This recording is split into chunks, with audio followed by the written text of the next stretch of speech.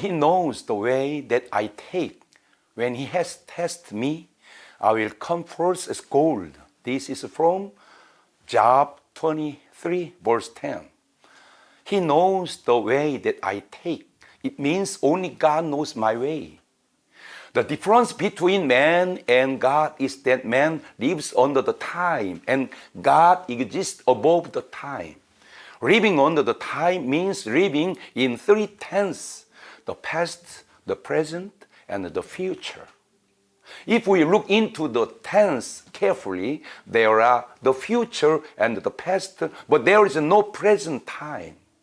The present becomes the past at the moment, we call it the present. Therefore, people live in the tense which has no present time. Only the future and the past exist. However, because God exists above the time, He exists only in the present, not in the future nor in the past. The condition in which one always stays in the present is what we call eternity. We call it eternity not only because the time is endlessly long, but also because it is the condition in which one stays in the present time.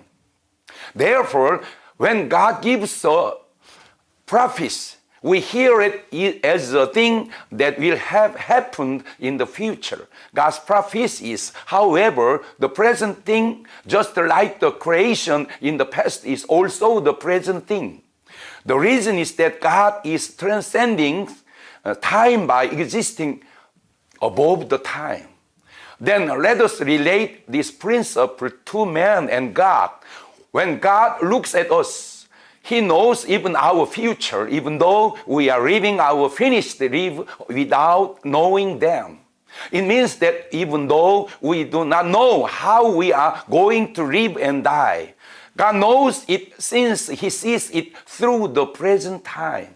In other words, when we watch a movie, there is a different viewpoint between the director and the audience.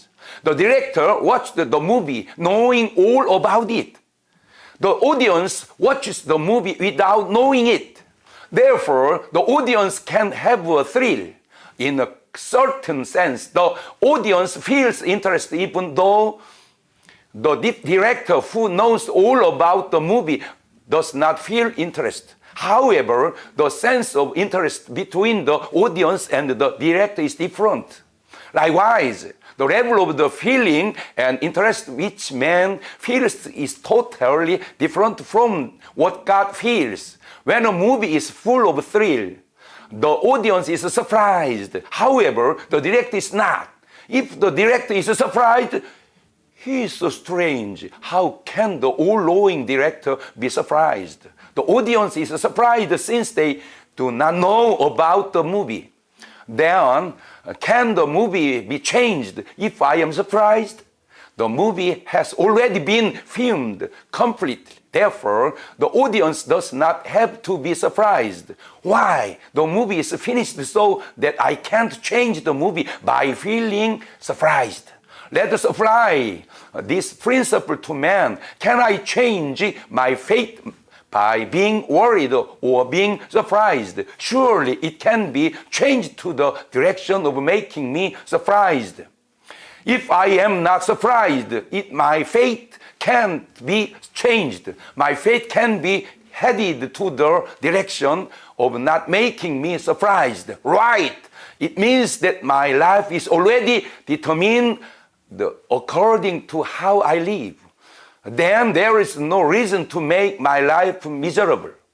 Why does the Bible say, rejoice in the Lord always? Philippians chapter 4 verse 4. It is because if you rejoice always, your life will be full of joy, and then it will be finally ended. Do not be anxious about anything. Philippians chapter 4 verse 6.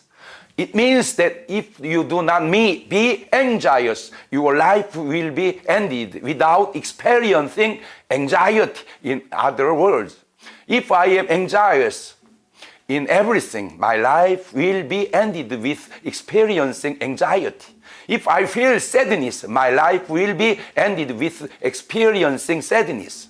Why do we have to make our lives and our future miserable?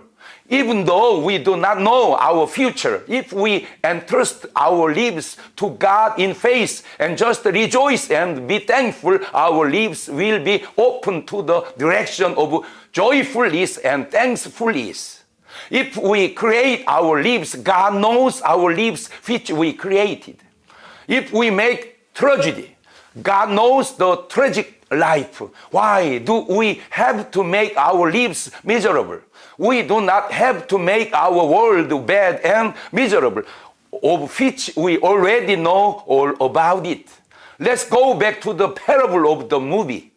If the audience is not surprised at the sense which the director designed to make them surprised, eventually the director will be surprised. Why is the audience not surprised? We can believe that everything will be fine. Even though we do not know all, our faith in God makes us believe that everything will be fine. When God looks at us, we might not be surprised at the time we should be. Then God may ask us, why are you not surprised? Then we can reply, dear God, our lives will be fine in everything. That's the faith. These kinds of faith please God. We live by faith since God knows and we do not know. Please listen, no matter how you live, your life is already finished in God's point of view. Whether you live this way or that way, your life will be ended anyway.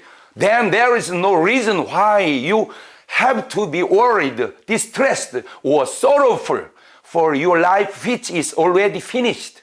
Therefore, if anyway we rejoice in the Lord, to pray, be thankful, and live according to God's will, our lives will be ended experiencing joy, thankfulness, and the fulfillment of God's will. How is your life today? No matter how you have lived up to now, let bygones be bygones. From now on, I hope you enjoy a beautiful life. God bless you.